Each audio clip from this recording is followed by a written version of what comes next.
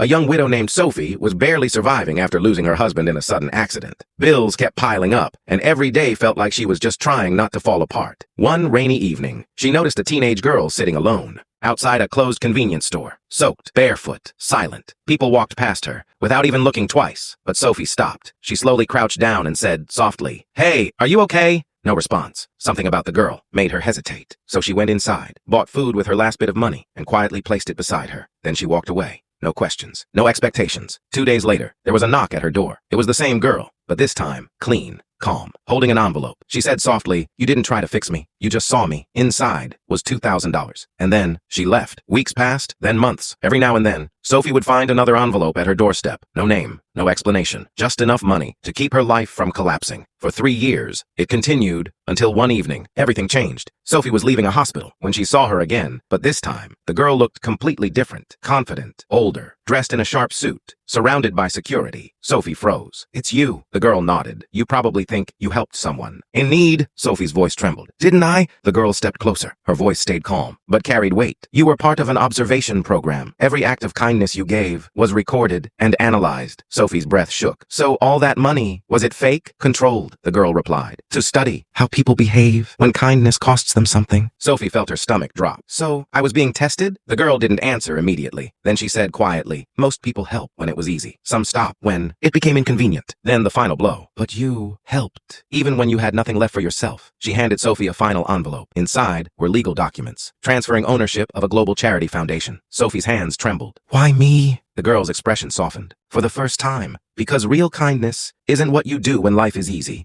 It's what you do when it isn't." She turned and walked away, and Sophie stood there, realizing she had never just helped a stranger. She had been building a legacy without even knowing it. Sometimes, life doesn't break us suddenly. It slowly tests how much we can endure before we finally rise again.